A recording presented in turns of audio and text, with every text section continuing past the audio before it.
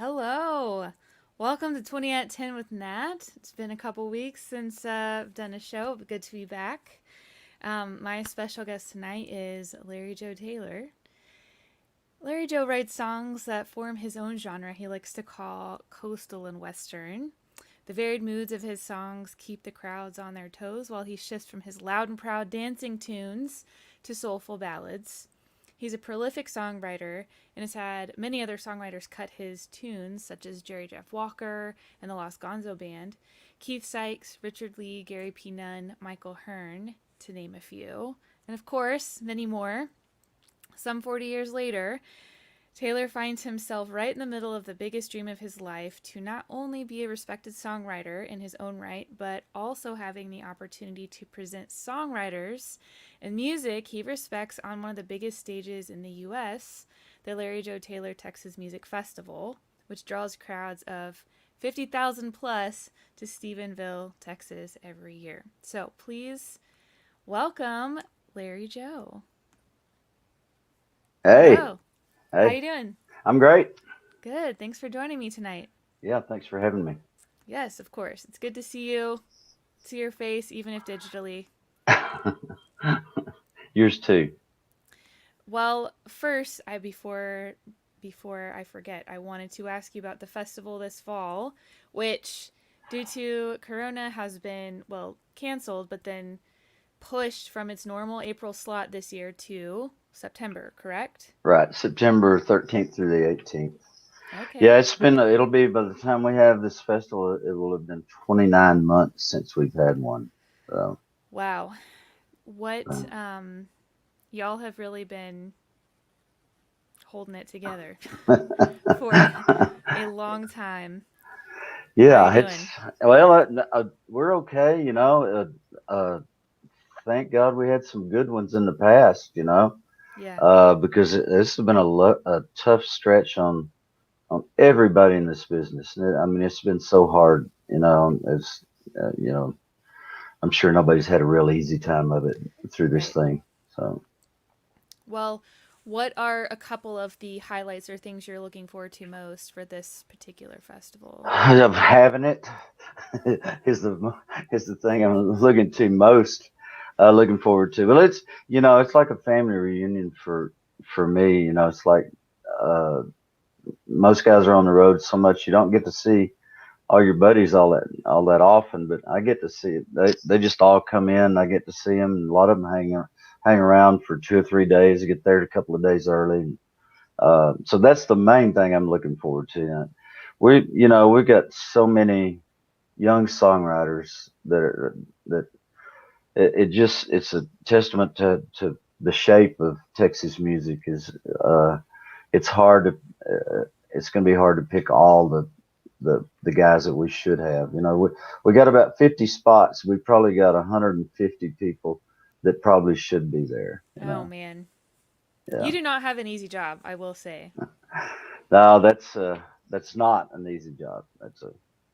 Uh, but it's there are a lot of guys that have been there every year. Like Ray Wiley Hubbard has only missed one or two, and unfortunately, he's not going to be there this year. That's kind of Oh. bums me out, But I'm sure he'll be back next year. So, but a lot of guys that started coming many years ago, I don't even call them or anything. They just find out what date it is, and Just show so, up. yeah, that's it. Yeah, They'll probably keep showing up till you kick them out. yeah. Somebody wanted to know what the festival name is. It's the Larry Joe Taylor Texas Music Festival. This is going to be the 32nd annual. That was Uh, my next question. What year yeah. are you in? Okay. Well, it should be the 33rd annual, Of but course. The uh, year that did not exist, though. yes, exactly. Yeah, and it's in Stepheniville, Texas. Right. Sorry, I was completely not on the comments thread. Sorry about that, Joanna. That's Um, so, and Joanna's joining us on Twitch, and Brian's on Facebook at the moment. Also, Brian, no, I'm not currently in Nashville. I'm back in Texas. Okay. And who have you announced? Like, are you allowed to say maybe? Do you have any newcomers at the festival that you're excited about this year, or any other? things you can tell us that you're excited about. It's totally okay if you can't. Yeah, we got our big announcement next week. What day of the week is that next week? Let me look. Um, I just we were just talking about that. In fact, we're going to try to finalize it. We're announcing the final lineup next Tuesday, which Okay. is the 11th, I think. Okay. So, but we've thrown a few names out there. You know, Randy Rogers and Cole Wetzel and Josh Abbott, Kevin Fowler, Flatland Calvary, um, William Clark Green. I'm just Cool. going out from my mind, which is not a very good thing to go from. Yeah. But we'll have the complete lineup. It's 6 days and music every day. I do know on the Monday is going to be Shiny Ribs this year, and we Ooh. limit that. That's there's still about 600 tickets to that, and there's only Oh, about okay. there's less than 100 of those left. So Okay. So if you're watching, you need to get on getting your yeah, ticket. yeah, that's LarryJoeTaylor.com. Later to oh, I have it saved right here. I'll drop it right in. That was a wonderful segue. It's like you're a pro or something. Uh, So I've dropped the website into each of the chats. So okay. cool. Well, anything else that you want to say about the festival before I ask you some other questions? But it's, you know, if you've never been to camping and music festivals, actually the largest independent um, camping and music festival in Texas. Um, and you know, that's where the magic really happens is around the campfires after the stage is shut down at midnight. And usually all the guys that played on stage go out in the campfires and find one and pick till you can't. That's Or funny. till the bus call, you know, bus says, well, okay, we got to go. So, I I did, experienced a smidge of that at Rhymes and Vines. It was yeah, pretty cool. Yeah.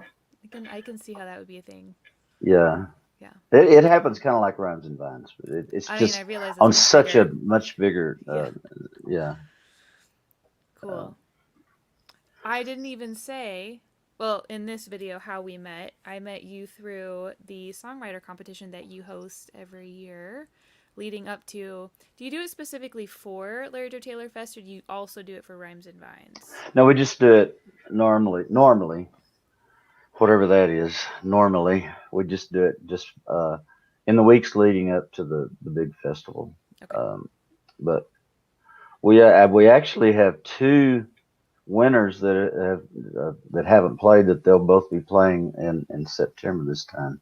Okay. Uh, it was last year's winner didn't get to play. They're Barditch Hippies, I think Okay. from um,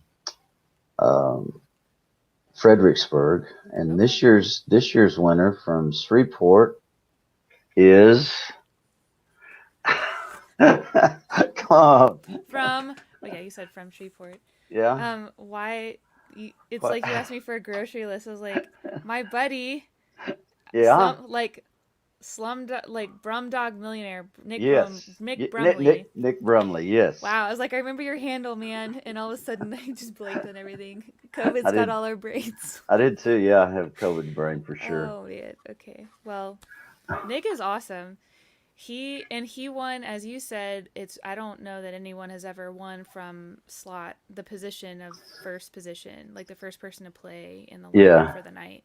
That's pretty cool.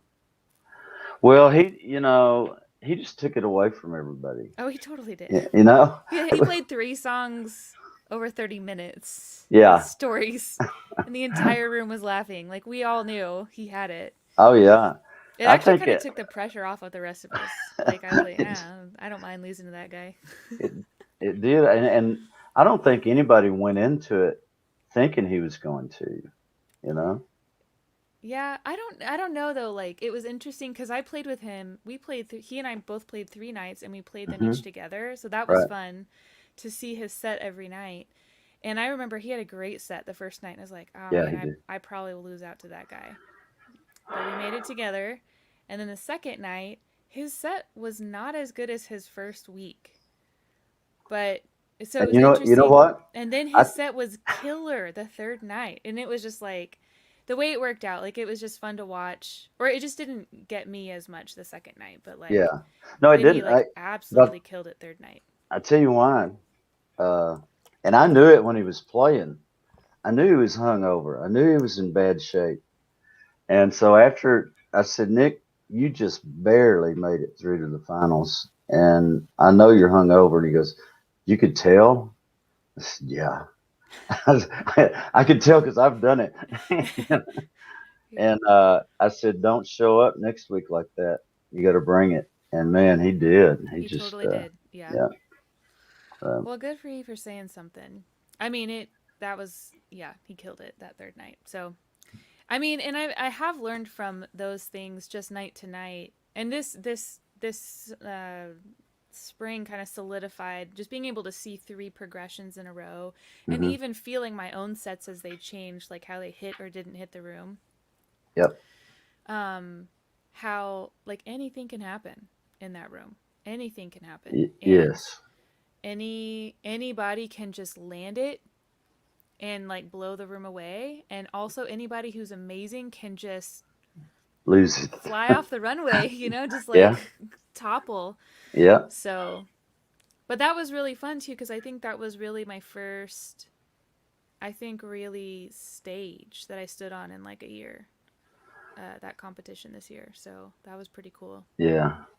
And then I don't like calling it a competition. Yeah, we should talk about that. You said something because it is pitched as a songwriter No, contest, it's right? pitched Or as a songwriter showcase. showcase. Yes. And But I only just, two people go to the next round. yeah, I hate the fact that somebody has to win, but because first of all, you can't judge songwriting, and you can't judge singing. I don't think So I mean, you can only it doesn't judge make what's sense. there, and like we said, it could be anything night to night. Like, Yeah. But what I like is not what the next person likes. It's just I hate the I hate the fact that it is like that. And after we had one, I said I'm never doing it again.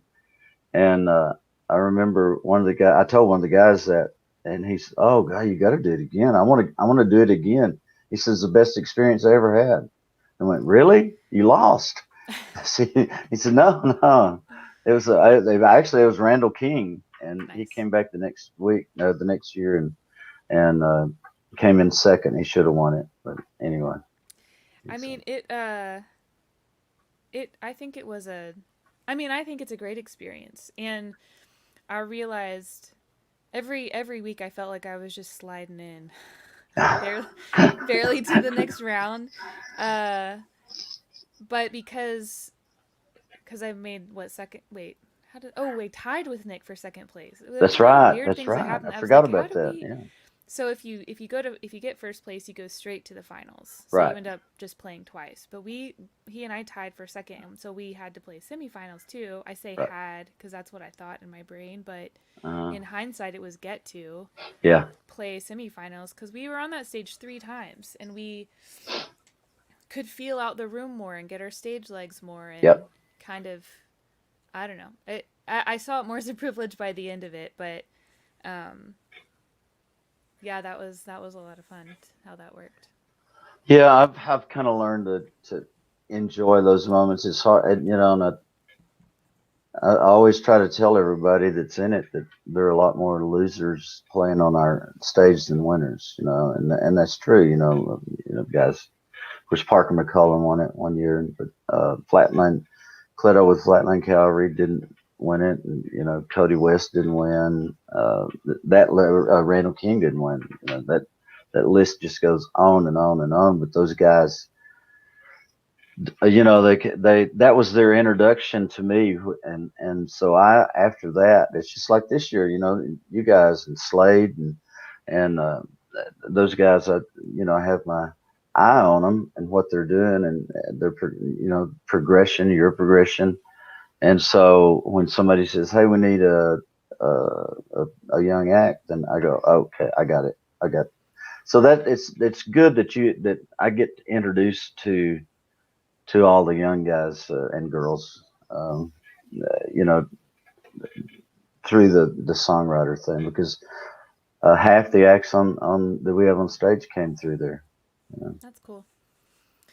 Yeah, it's been an interesting journey, and like coming to it's all about mindset, I've been learning. And I mean, not to sound cheesy, but it does kind of come down to mindset and gratitude. Like Yeah, I've come to really appreciate gratitude and how it kind of changes everything. I still felt like I won. Like I know I didn't win in title, but like y'all just treated us so well and welcomed us with open arms, and that was really cool. So yeah, thank you. well, you know, me being a songwriter and being on stages and playing for in beer joints and backyards and on trailers and Gas everything in stations. gas station. Yeah, gas station. Yeah. You know, I like treating songwriters like I want to be treated. You know, for with respect. So that and everybody that works for us has the same mindset. There's if they don't, they can't work for us. You know, songwriter is number one. You know. Well, I definitely enjoyed Um, meeting all of y'all and all the girls behind the bar, like everybody was just really awesome. So yeah. I didn't know what I was walking into, and it was ended up being just a really great experience. So much that I did it again. I did two Yeah. years. Yeah. Yeah. In Well, fact, I think, didn't you make the finals the first year, and then you couldn't make it to the. yeah, I couldn't. It was literally my slot was the exact same time that my brother was getting married, and I was like, Yeah. "Sorry, Larry Joe." Right. My brother's wedding, like a little bit more important. I had uh, I had a gig. One of my best friends got married, and I had a gig that night, and he says, "And you're not going to make it?" And I said, "No, I'll make the next one." And I actually did. Nice, nice, nice. Well, okay. There's a question that I like to ask everyone on the show, and it is, what is your earliest memory of hearing a song and just being wowed by it, being kind of like not trapped but caught by a song, and you're maybe you were a kid, maybe it was even like a wow, I love this, I what is this, I want to do this. Maybe it was maybe one of those moments, Yeah. but does anything like that come to I don't. mind? I don't remember. Excuse me. I don't remember any. When I was a kid, I was playing guitar and playing some music, and I loved Bob Dylan, but and most of his hits are. But I don't remember a song really hitting me Maybe until a I heard that. Until I heard Guy Clark, okay. and that was when I was probably 19 or 20. Okay. And my brother lived in Austin. He said, "Hey, you got to listen to this record." And so he had Guy Clark, and he had Stephen Frumholtz, and he had Chris Christopherson. And I sit there in the living room, just on the floor, listening to this stuff. Like I've never heard anything this good in my life, you know. So that kind of hooked me on the music and hooked me on, of course, Guy. But the one song that I do remember pulling over when I was driving, I pulled over. It was later. Was when I heard Pancho and Lefty. Okay. It was just one of those songs where you just go, I got to hear this again right now, you know. And that's before you had, before you could hear it again. You had to Right. wait for it, you know. Right. So, Cool. Okay. When did you know that you wanted to play music and write music? oh, I was, I don't know. I was messing around with music probably from the time I was 11 or 12, something like that. And I had a band in high school, and Okay. then uh, when I went to college, I'd played a little bit, but not a lot. And I actually got a job, good job, moved up to Kansas, and didn't even own a guitar. But it was like something was really, really, really missing, really wrong. And finally, I said, "Well, I'm going back to Texas," and that's when I really started pursuing it. Okay. Um, How old were you at that moment? Did you just say? Probably about 26 or 27, something like Okay. that, 28 maybe. Do you remember when you wrote your first song? How old you were? No, I don't. Okay. My grandson wrote his first song when he was 7, Awesome. and Awesome. I'm not that prolific. Um the first song I kept, It's a good one. I don't know. I don't. That probably 20s.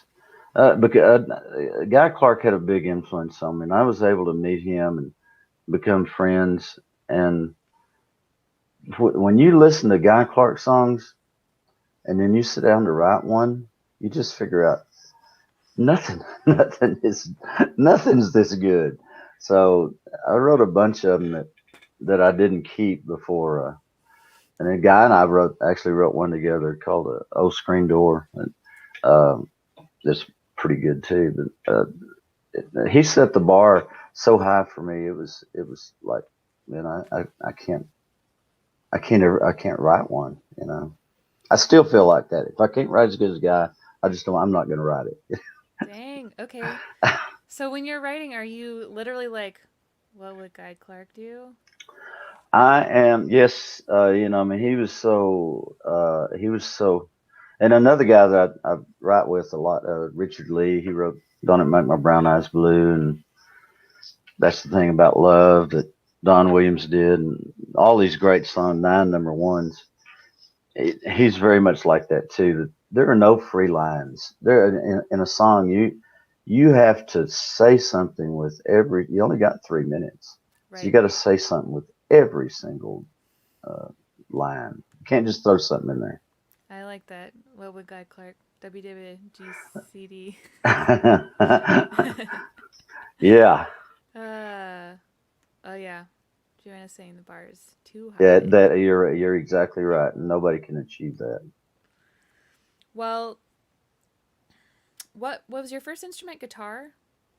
Well, actually, I started playing piano first. Okay. My Okay. Do aunt you still showed me. play? I have a piano, but I don't play piano so much because guitar's so much easier for Well, me. I mean, and you're great at it. That was one thing I noticed at when I was watching all of y'all jam together on stage at Rhymes and Vines. I was just, I mean, it helps that y'all know each other's music to a certain extent, but also y'all are just good at jamming together. And I was like, dang, I gotta go get better. Well, we um, all do. I'm well, still, yeah, man. I'm still, my grandson. He's 9 now, and he played with. You saw him play that night I did. on the stage. He's Luke Jameson Taylor, LJT. Mm-hmm. Uh, and so he's really getting good. And I've been going to YouTube and just watching a bunch of videos about uh, being a. So I've become a better guitar player because of him, just so I can stay ahead of him. So Oh, when he nice. asks me something, I go, "Yeah, I know what that is." Yeah. Uh-huh. Awesome. Well, what keeps you excited about creating? Like, how do you keep Well, yourself excited and engaged? you know, when we shut down last uh, March, I thought, all right, I'm gonna write a bunch of songs. I'm just gonna, that's what I'm gonna do. I'm just gonna write songs every day. And I don't think I picked up a guitar for about 6 or 7 weeks. It was like, and most of my friends say the same thing. William Clark said, "Man, I didn't even play a guitar for 2 months. It was just like you couldn't go there. But the the fact that you can create, my friend Richard Leigh says there's uh nothing quite as inspiring and cool as being the very first person to hear a song. And so when you create it and you start playing it, you're the first person that ever heard that song. And That's that's, true. man, that's a big feeling. That's a Can, really good point. yeah. Can you imagine being the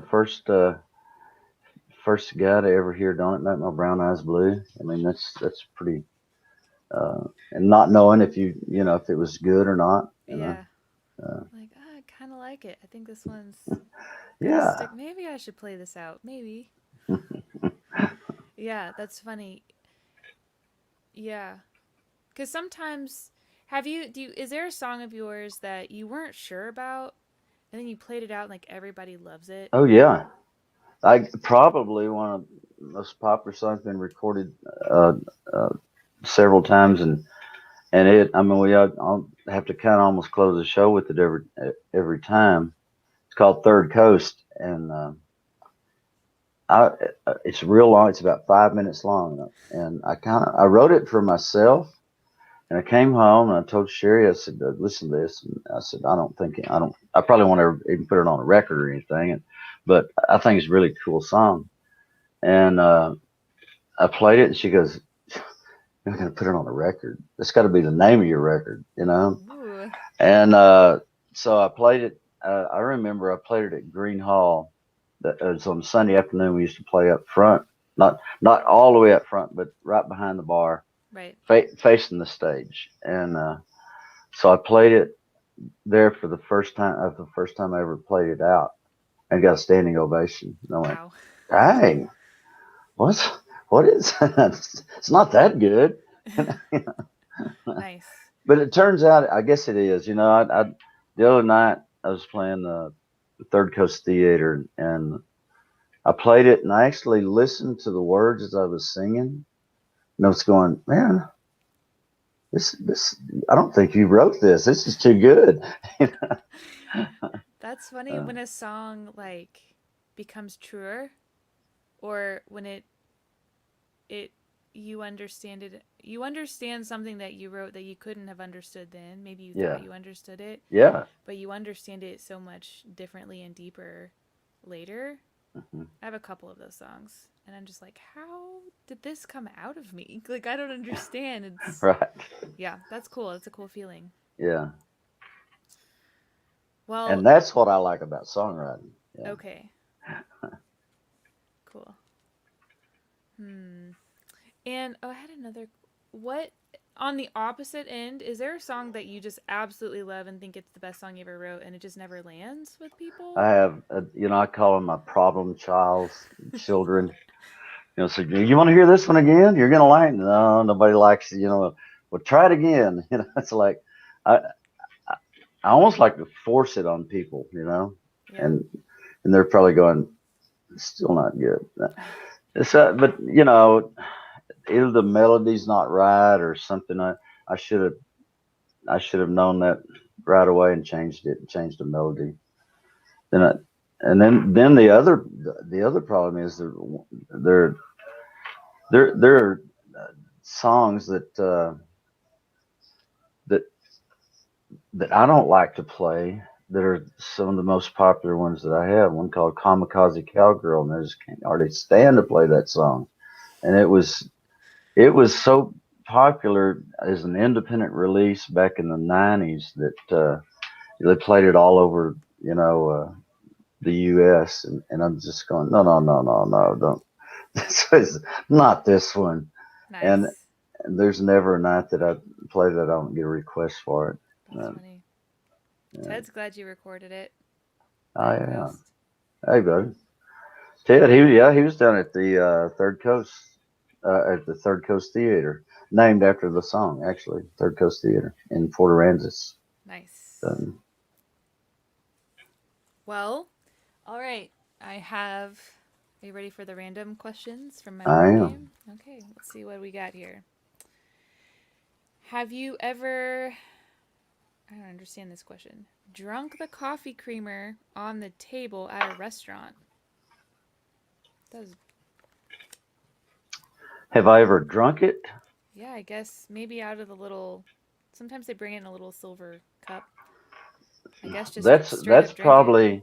I mean, I must be going to lower class places because the coffee creamer where I go is powdered. Okay. It's, I it, mean, I think it like. Wa- I don't. I know Where what. am Yeah. I going? It's not like super fancy places, but they'll. I don't know.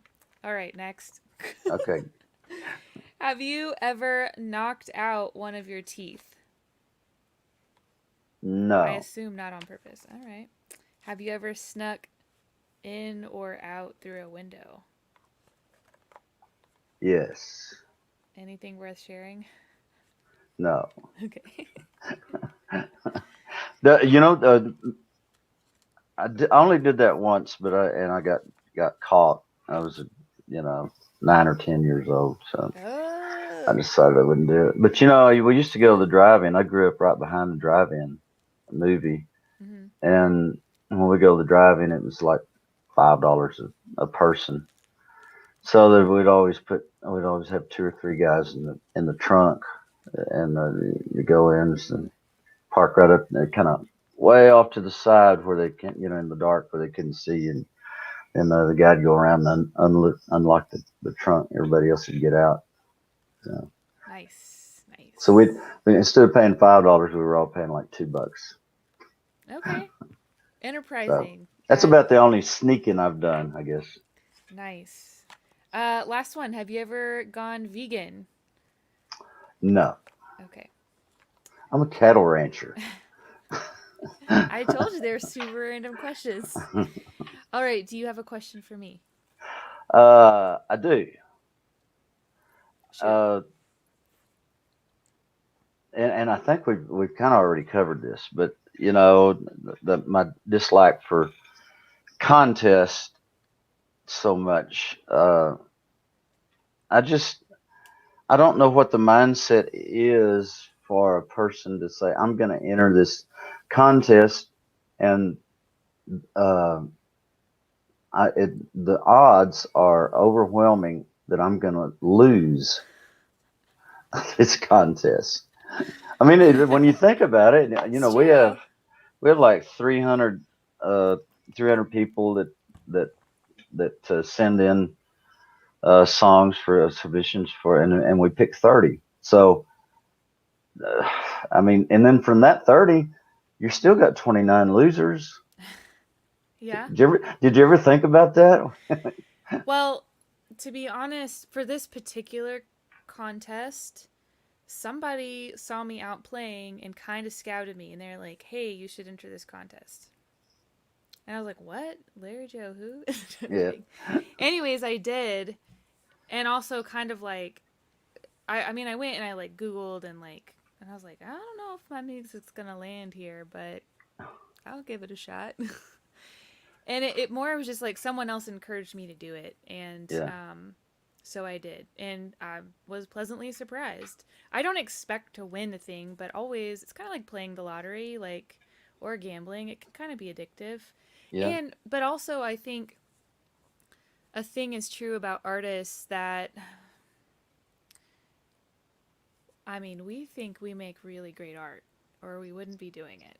yeah, And so they're to a certain extent like because I enjoy my music so much, they're kind of like children in a way. Like I want everyone to enjoy my music. right.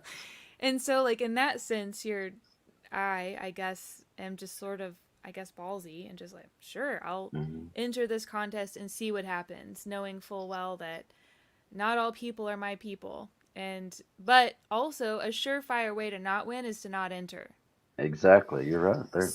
Yeah, So I just at this point, if I can, like some contests have like a fee to enter, and so if I mhm. can afford to do it, I'll do it because that pays for the prize if there's a cash prize, you know. Yeah, And it, in the off chance that you do get selected to into one of the groups of people, even if it's just the first batch, but if you get higher in the contest, like in that sense, kind of almost any publicity is good publicity. It's somebody else talking about you and your music, somebody else posting about you on social right. media, like so.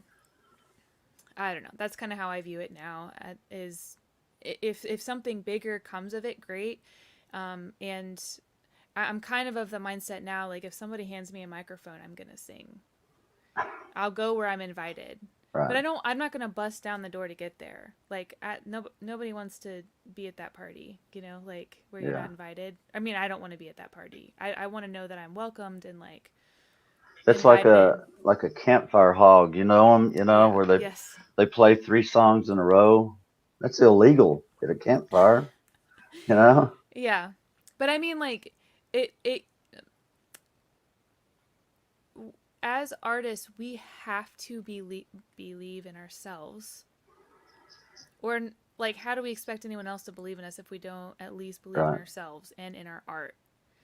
And so, but then also that can be to an extreme where they're like, I'm only interested in my art and I want everybody else to hear me for 5 songs around the Hmm. campfire because I'm so great. So, yeah, that person But exists. on the other hand, I think we are also pretty fragile. So Yes. if you get knocked down, it's tough. It hurts. That's why I just can't understand the whole contest thing that I created. I But used to I get do really see beat I up do see about the benefit. not. I used to get. So I guess I've been entering contests for about 9 years. And I entered every year into a few of them. And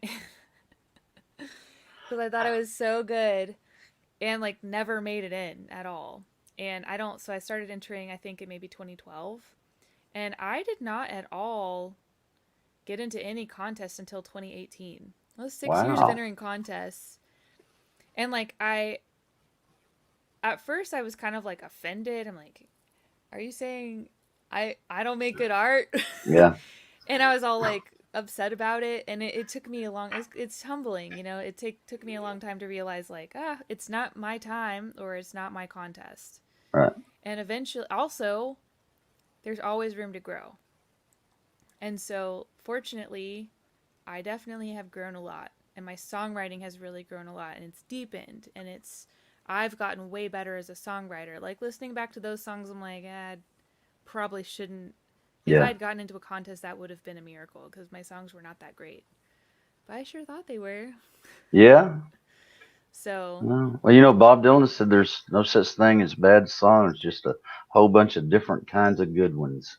interesting. And he's right. It's just different tastes. Somebody your mom probably loves the first one you wrote. You She know, didn't really like no, she her did. comment was like, "You don't have any happy ones?" I was like, "Mom, you don't understand." Yeah. So, it's I don't know. I would just say that it's helped me. Yeah, for sure, I'm a fragile person as an artist, but it's also helped me to develop thicker skin and just kind of like let it roll off your back and Yeah. finally get to a place. It has been hard to get to a place where I am able to celebrate my peers instead of like, ugh, I didn't win or I didn't blah blah blah. Like, The one thing I've seen uh, that showcase is 2 artists or more art than that meet, and they each have something that the other one doesn't have. Like, this man, I got this Sunday afternoon thing. Come do it with me, And you say, well, I've got this podcast. Come do it with me. And so that to me, I see that as a real positive that those things happen. And um, there have been bands formed from guys in the showcase. for sure. And as you're saying that, I totally forgot that that is another really valuable aspect of doing either playing a festival or attending a festival or playing some kind of showcase or doing a competition. If you actually make it in, you're then mingling with other great songwriters. Right. And eventually you're going to meet people that you love hanging out with and maybe even make music with. Yeah, of course. That is like the best thing Yeah. when that happens. Well, it's like song. It's kind of like the songwriting in Nashville, and people say, why are so many great songs come out of Nashville? And the reason is because they have a community of songwriters Mhm. that live and breathe songwriting every single day. I don't get to talk about songwriting every single day. Right. I would love to, but I don't have that community, and it makes you a better songwriter. And because if you're in that community, you don't want to play a bad song in front of one of your friends. You want to play a good one. So it just Right. makes you that much better. So Right. What do you do for songwriting community? Well, I have, these guys that I write with that I just try to hang out with songwriters as much as possible. Uh, Josh Abbott started a songwriter retreat probably 10 years ago, and we used to go out to this place in West Texas, Colorado City, and uh, we'd all stay there, and every morning we'd get up, and there'd be like 18 of us, and so you draw names out of a hat, and that's who you write with that day. So Nice. I might get Kevin Fowler one day, and the next day I might get Dave Perez, and then we'd stay out there 3 or 4 days, and then at the end of it, we'd all play our songs for each other, and so No you're, pressure. yeah. So for 4 days, you're doing nothing but thinking about songwriting because you got to write a song every day. That's that's the deal. You got to perform. You got to finish it. And so, and some of those songs have been recorded. Some of them, were just an exercise in songwriting. But that's about as close as we've gotten to a community. And then uh, William Clark Green does one at our ranch in Stepheniville every year, and he calls them the 806 guys, so all the Lubbock guys, and they think they're really exclusive, the 806. They don't know that the 254s are much better. Wow, nice. Oh, that's funny. Well, do you take time to write out at Melody Mountain? Or do you Yeah, invite people out to write? yeah. We, not for the last couple of years, I haven't, but Right. Under yeah, I normal mean, circumstances. yeah, we'll have, uh, just make appointments. We're gonna write. Keith Sykes is great about that. We can have an appointment that's 6 months down the road, and we both are focused on what we're gonna bring to that table. Well, speaking of songs, do you have a song that you'd like to play for us tonight? Oh, well, I got a guitar. Cool. Let's see, what do we work out early? You're gonna take out your headphones. I'm gonna mute myself for your song. Oh. Okay. Would you like to have the screen to yourself, or would you like me to stay and hang out with you? It doesn't matter. Okay, I'll just hang out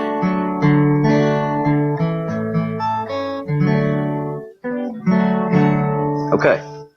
Let me unplug this here. Right.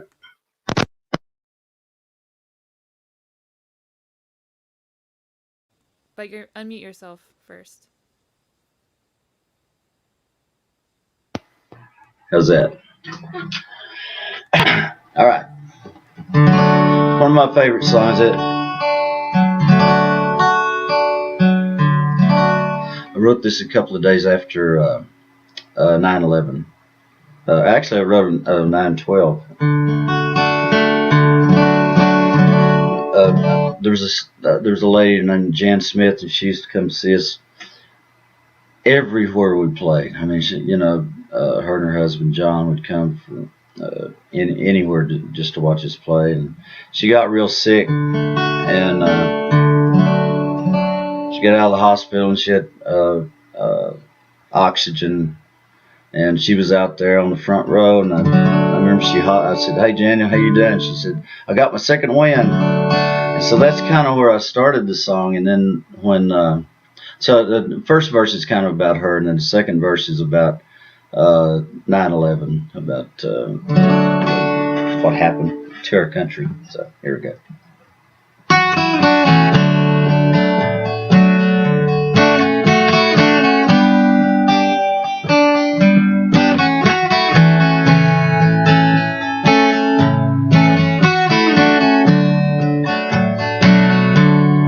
I've been down some windy roads to some ports that I recall, where the seeds that I've sown are green and growing tall. I've been through some stormy nights, looking for the light of day,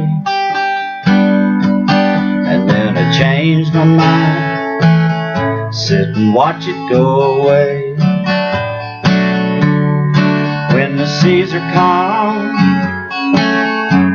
and the sky's blue, someone drops a bomb right on top of you. The hounds are on your trail, clouds are rolling in. Set another sail, catch your second wind.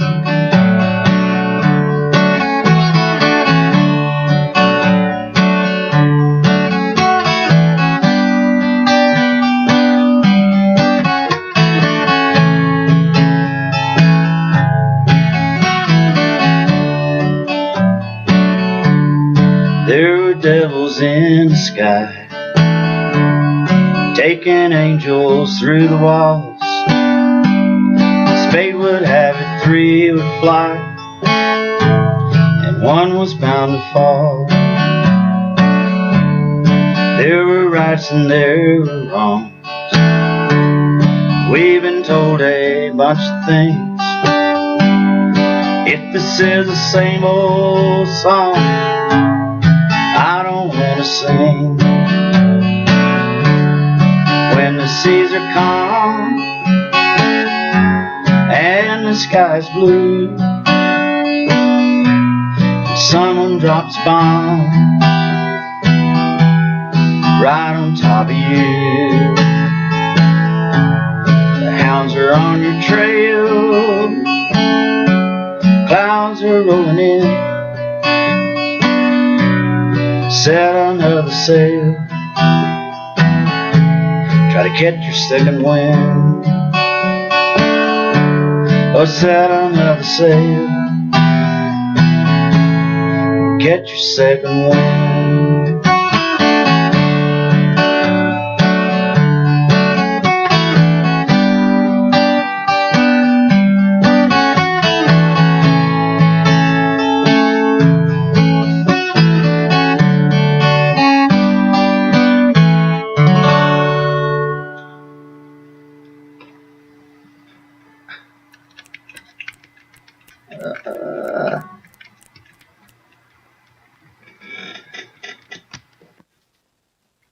Yay! Oh, you can't hear me yet. Back. Okay. Yay! I was trying to Oh, clap without making too much noise for the echo. Yep, lots of claps. Lots of claps. Thanks, everybody. cool. David. Thank you.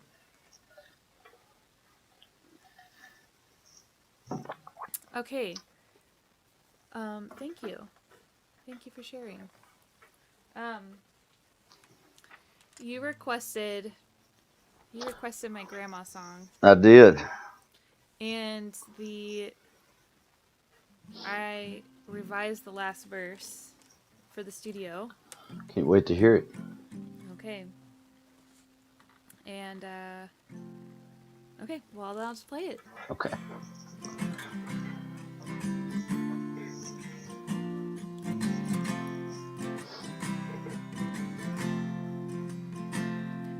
My earliest memories took place in your home, when all us kids would spend the night.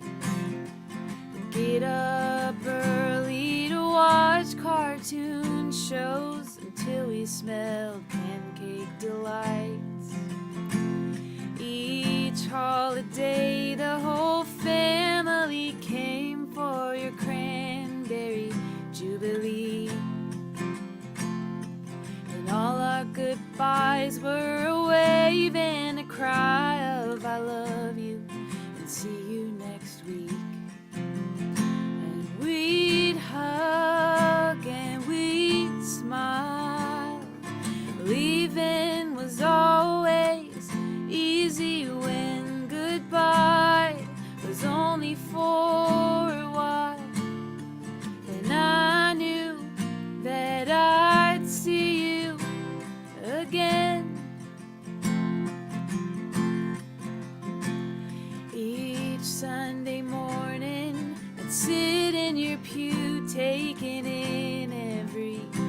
gospel song. You were the first alto I heard, though I thought you were singing it wrong. As I grew and matured and found my own church, we started drifting apart. Couple tattoos in a city of blue, I found my way under different stars.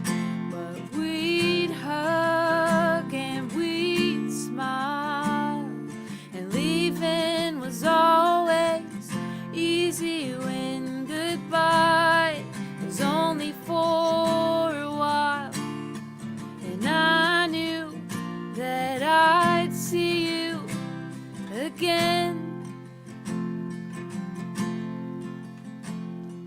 The last time we met, you looked at me funny and asked if you knew me from before. For all my life you've been family. Now I'm a stranger you don't know anymore. So I work up a smile and hold out my hand. I won't let the tears show. And I can't get back the you from my past, the person I lost long ago. When we'd hug and we'd smile, and leaving was always easy when goodbye was only for a while. And I knew that I'd see you again. Now it may not be till the light at the end of the tunnel shines all around, but I swear with every fiber in me that I will see you again. I swear with every fiber in me that I will see you again. Oh, Linda.